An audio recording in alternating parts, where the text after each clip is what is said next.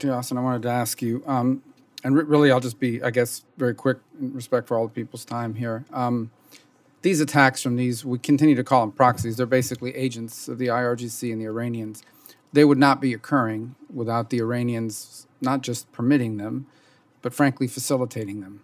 And the Iranians would not facilitate or permit them because, in fact, there was a pause in those attacks for some period of time. They would not facilitate or permit them unless they calculated that these attacks do not cross some threshold in their mind that if they cross that threshold, it would trigger a price, a response, a price they don't want to pay, a response they don't want to see.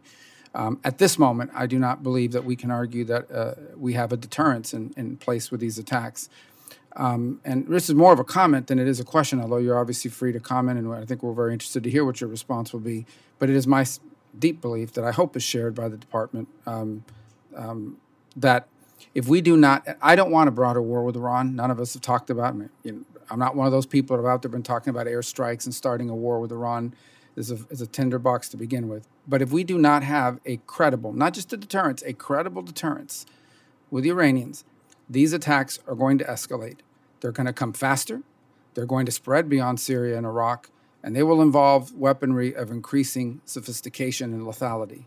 And that is my biggest fear, is that we will find ourselves, if we do not soon establish a credible deterrent, they will begin to cross lines that will require not just a defensive posture on our front, but imposing a cost on them. One of the biggest, obviously, I share all the comments that have been made here about the horrifying incident involving Hamas and everything they've done in the past and moving forward, the need to stand with our allies. But I think this is the one that this is the one that has the threat to quickly spiral out of control, is that these groups escalating these attacks to include more places at a faster clip with more lethality and sophistication if we do not establish a credible deterrent quickly. Senator, I agree with you that if they're not convinced that we will do what's necessary to protect our troops, then they will continue on as they are. But I've been clear, the President's been clear that that's something that we won't tolerate, and we will do what's necessary to protect our troops. You saw me move another carrier battle group. Actually, it's in the Med now. It's headed to the Gulf region.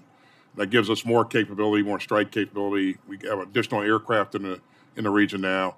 We have the punch that's necessary to protect our interests, and we're going to do what's necessary to do that. Well, I have no question that we have the assets positioned in the region to impose a cost on Iran that they do not want to pay. I hope we never have to do it. I guess the fundamental question really becomes, do they believe we would actually do it?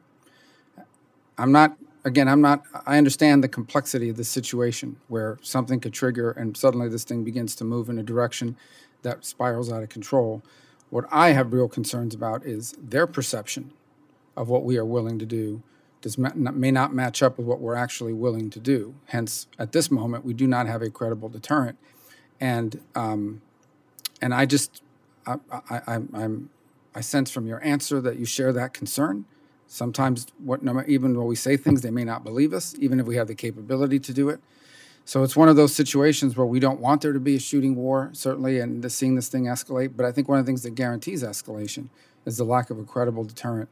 It's a complex and serious matter, and one that I hope it sounds like you share my concern about it quickly spiraling here, primarily because of Iranian perceptions of our willingness, not our capability, but our willingness to take deterrent action.